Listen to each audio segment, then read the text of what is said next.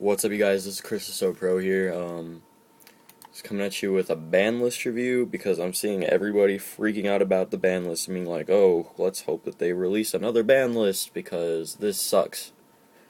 Like, we want a separate ban list for the TCG. Well, I'm gonna go over the list and show you why, while Konami could have made more changes that would have helped this game a lot, why the changes here are just perfectly fine. The first being Trap Dust Shoot on the ban list, or on the ban portion of the list. Um, it's a card that everybody can get first turn, and it's a horrible card for this game advantage-wise. Like, sure, it stops broken hands, but it also makes the semi-decent hands that can get you out of situations really bad. I mean, first turn Dust Shoot, and they hit your one card that you need to, like, help your deck go off, or whatever. It's not balanced, it's just broken.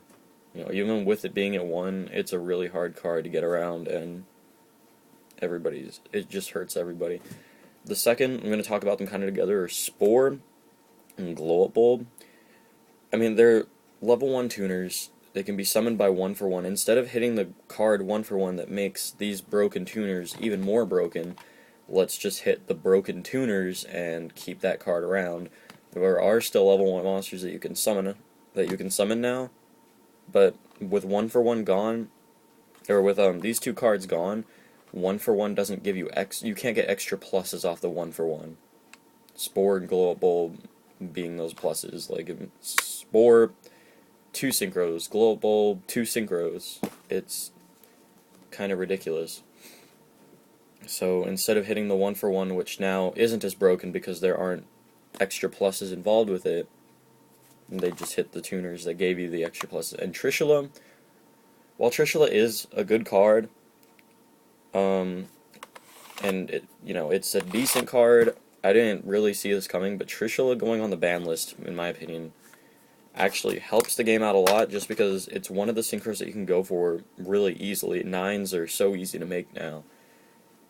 And a card from the hand, a card from the field, and a card from the graveyard, just getting all 3 of those at once. If you don't have a Veiler in hand, or you don't have your warning set, you lose out on cards that could help. It makes it so that you don't have to have as many chainable cards at every single second. The limited list, the Agent of Mystery Earth, all good search cards that have made decks broken get limited or hit. Agent of Mystery Earth is that card that helps the Agent decks go off pretty fast, because you go Earth, and you get your extra Venus, you get your Venus to go off and get your Shine Balls and your Gotchis or your Trish or said level 9 Synchro later. Or you get extra cards to your hand to get some, like Herald of Orange Light, such like that. It helps more cards become live. It helps you be able to plus and get a Hyperion without having cards in your grave, such like that. And yeah, it's the same reason Stratos got limited. It helps you just plus too much. And while Stratos could search itself as where Earth cannot, you see where I'm going with this. And TG Striker, it's just a special summon monster. Everyone's like, oh my god, why did they do that to Striker? It's not even broken in Agents. It's a TG. It's a really good TG that just says, oh, special summon, normal summon, synchro, right away. Or special summon or set this, and I get more TG stuff. It gives TGs a little less answer now, and helps nerf the TG deck just a little bit so they can't be constantly special summon, special summon, special summon. On the semi-limited, a lot of the semi-limiteds were due to a lack of support for the decks that come around them, or just the lack of support for the card and lack of decency. The first card on this category is Marshmallow. And not a lot of people have been playing Marshmallow anymore. It's really easy to hit, especially with all the cards that destroy things, that don't involve battles. The game's a lot faster paced than when Marshmallow and Spirit Reaper got limited to where they just stalled there and stopped attacks. So bringing Marshmallow to 2, it doesn't hurt the game at all. It might even help it a little bit, like giving an answer to Dino Rabbit or such like that. The next card on that reason is Emergency Teleport. There really isn't that much psychic support out right now. A lot of good psychic support, especially since Mind Master got banned. And Teledad's never going to be as good as it was because there's only one Dark Arm, there's only one Allure, it doesn't go as Herp Derp off as fast. I mean, you can put an extra emergency teleport in those kind of just random Teledad decks you see running around now, but it's really not going to help it as much. I mean, sure, you get some more synchros. I think, in my opinion, bringing emergency teleport back to 2 was Konami's way of saying, we're sorry for banning your Trishula, we're sorry for nerfing your synchro stuff, here's an emergency teleport, have some fun, try to build your Teledad decks again. Level Limit Area B, also, was a card that doesn't see a lot of play. They're like, oh, well, Exceeds don't stop this card, so this card doesn't stop Exceeds, so let's bring it back up to 2. It's a very good point, Konami, but there are also other points as to the fact that there's a lot of popping cards out there now, like Mystical Space Typhoon, Heavy Storm, Inzekitors, all that just make it so that it's easier to get off the field. Back when Level Limit Area B and Gravity Bind went to 1, or even came out, Mystical Space Typhoon was at 1, or I don't even remember, but I just know that there wasn't a lot of stuff, as much stuff back then that could pop and get stuff out of the way as there is now. Sheen's Smoke Signal. I see a lot of people complaining about this card going back to 2 because, oh my god, you guys, 6 Samurais are such a good deck. They are so good. I cannot beat 6 Samurais are decent. They're not good. They're not bad, though. But they're decent. They're easy to stop, and giving the extra, giving them back an extra smoke signal lets them become a little better, actually lets them compete in the format, just because you can get to your Kagemushas or your Kagekis faster. Another reason being that Smoke Signal could have gone to 2 is because the lack of support for, or the lack of play of Kageki lately. Not a lot of people are playing Kageki, and not a lot of people play like Mizuho and Shinai and the other level 3 stuff. It's mostly just for Kagemusha in hand. Makes it just a little bit faster, bit better, and we might actually see some Kageki support.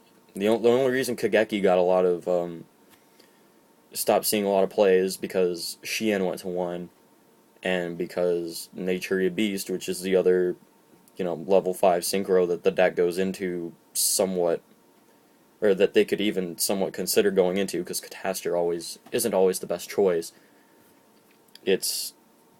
Kageki is a wind. I'm sorry, I forgot to mention that the Elder is searchable too, which Elder is just a better choice of a level 3 than Kageki, so. Now, the other cards that went to 2 that kind of help decks that are kind of broken, but I don't know. Or an Ultimate Offering, no, I'm getting ahead of myself.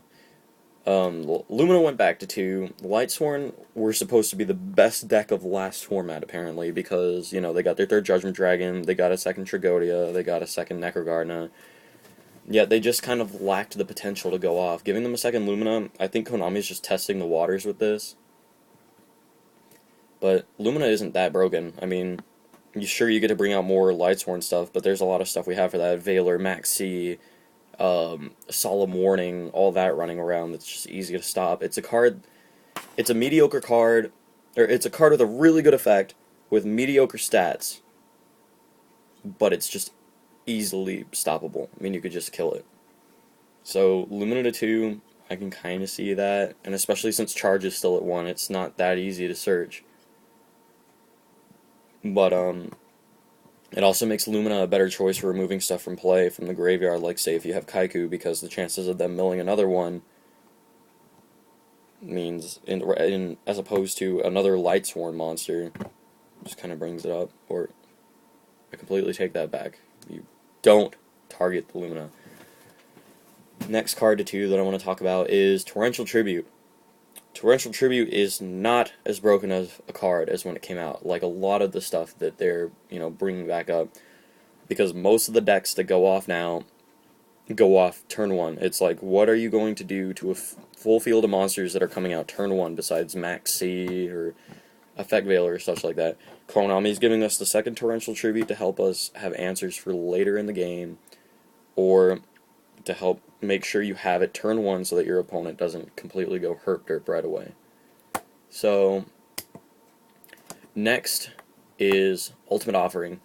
Ultimate Offering to 2 while I could have said that it would have been fine going back to 1 like it was before, this does slightly nerf a deck that doesn't need to be nerfed, because it's not that broken. Xyz offering gadgets is not the greatest deck in the world, you guys. Stop saying that. While it does have potential to go off if you get the cards that you need for it, the ultimate offering just helps keep it from going off. Next one, Reborn Tengu. Thank God that Reborn Tengu went to 2. While Reborn Tengu isn't as much of a threat as it was when plants were extremely, extremely big, it's, it's still limited for 2 reasons. One, because it spams, you can do anything with it, and you get another Tengu no matter what, and that's a forced Solemn Warning.